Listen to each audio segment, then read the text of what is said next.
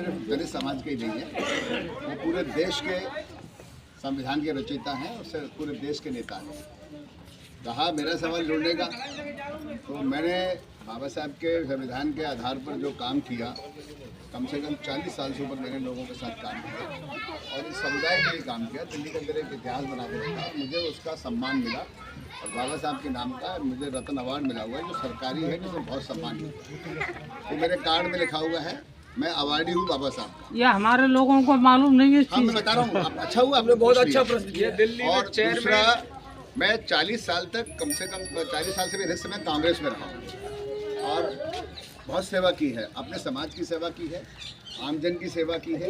जिस लायक मैं बना, जैसा मुझे मौका मिलता गया सेवा करने का, जो जिम्मेदारी मिलती थी मैंने उसका निर्वहन किया है। ये मेरे बारे में दिल्ली पूरी जानती है, दिल्ली में ही ज़्यादा काम किया है मैंने। और 2009 से और 14 साल का बनवास में यहाँ भी काटने जा रहा हूँ, 23 तक आ गया हूँ और अब उम्मीद करता हूँ कि 23 के बाद में कुछ बढ़िया हो जाएगा। मोदी जी क्या कर रहे हैं बाबा साहब के लिए? मोदी जी का बताइए क्या कहते हैं। ये समझ लें कि जो इतना लंबा शासनकाल रहा और जिन्होंने संविधान दिया, जिन्हें दुनिया मानती है, जिन्हें सिंबल ऑफ नॉलेज कहा जाता है, उनसे बड़ा विद्वान विश्व में कोई नहीं है। जितनी डिग्रियाँ बाबा साहब के पास है, डिग्री लेने के लिए आदमी को और पता नहीं कितने जन्म लेने पड़ेंगे, फिर भी नहीं ले पाएंगे। ऐसे विद्वान का जो है यहाँ कोई भी ऐसा काम इससे पहले नहीं हुआ जो मोदी जी ने किया। 5 जगह, 5 तीर्थ के रूप में बाबा साहब के जो जितने भी संबंधित उनकी जगह थी उन सबका विकास किया है, सबको तीर्थ के रूप में बनाया। उनकी जन्मभूमि है, उनका जहाँ पे मृत्यु हुई वो है, जहाँ उन्होंने दीक्षा दी वो है, जहाँ वो पढ़े स्कॉटलैंड में, वहाँ पे जहाँ उनकी वो लाइफ, उसको सरकार से, भारत विदेशी सरकार से लिया, भारत सरकार के कब्जे में लिया, पैसा दिया और उसको डेवलप किया है, जहाँ वो शोध करते थे। और एक जगह उनके नाम से अम्बेडकर जो सेंटर बनाया है, डॉक्टर अम्बेडकर सेंटर, जो इंटरनेशनल सेंटर है, अंतर्राष्ट्रीय, वो देखने लायक भवन है, जनपद में है, नई दिल्ली में। तो ऐसे करके मोदी सरकार ने 5 जगह, हम प्रभावित क्यों हुए, हम क्यों सोचा कि हमारे समाज के नेता को, जैसे हम अपना मसीहा मानते हैं, उनका सम्मान कर कौन रहा है, उनकी यादों को कौन आगे बढ़ा रहा है, वो मोदी सरकार, मोदी ने किया। और वो 5 जगह तीर्थ की तरह हैं हमारे समुदाय के लिए, दूसरे लोगों के लिए, सब जाते हैं। ऐसा नहीं है, हम पेटेंट नहीं कर सकते बाबा साहब को, जैसे किसी भगवान को पेटेंट नहीं कर सकते, सबका होता है वो, ऐसे ही बाबा साहब सबके हैं, इस देश के हैं, संविधान के निर्माता हैं, संविधान दिया और संविधान में सब लोग उसी में आते हैं। ऐसा नहीं है कि दलित समुदाय आता हो। उन्होंने हमारे लिए, समुदाय के लिए जो जिनका वर्षों शोषण हुआ, उनको उठाने के लिए जो आरक्षण दिया है, उसका नतीजा है कि आज हमारे MLA हैं, MP हैं दलित समुदाय के। जाति कोई भी हो सकता, उपजाति कोई भी हो सकती है। अब यहाँ से कैबिनेट मंत्री है कि नहीं वेदन लाल, तो कैसे है, बाबा साहब की वजह से, वरना कोई आने देता, कोई आ सकता था, नहीं आ सकते थे। लेकिन जब आरक्षण कर दिया है तो जो आएगा समुदाय से आएगा, चाहे गोपाल बाड़ी आ जाए, चाहे भजन लाल आ जाए, चाहे कोई और आ जाए, चाहे कोई और आ जाए, लेकिन आएगा वो उसी जाति से जो आरक्षण में, दलित समाज से ही आएगा। नौकरी में आरक्षण हो गया, नौकरी में आरक्षण हो गया है कि 8 नौकरी आपको मिलेंगी, 15 नौकरी आपको मिलेंगी।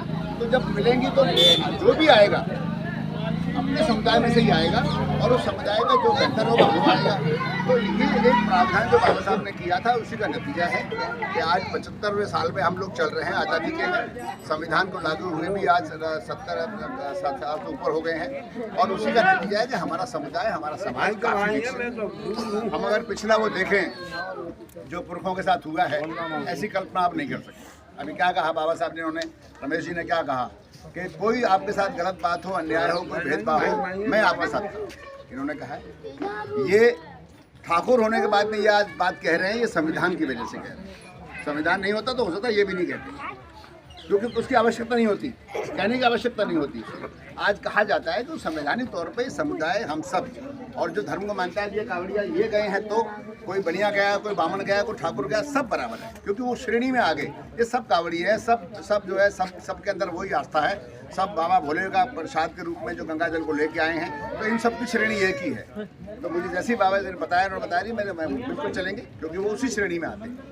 तो ये भी बोले, वो भी बोले, सब बोले। हमारे क्षेत्र में ये पहले आदमी हैं जिनको डॉक्टर भीमराव अम्बेडकर रत्न से सम्मानित किया गया है। इंडिया लेवल पे, सरकारी लेवल पे। बाबा साहब, बाबा साहब, अमर रहे। हुए। ये मेरे लिए बहुत बड़े सम्मान की बात है। मेरे जीवन में मैं MP MLA और कुछ बनना पाऊँ, लेकिन मुझे अवार्डी हूँ, ये मेरा इतिहास है। वहाँ पे दर्ज है और बहुत सम्मान के साथ मिला था।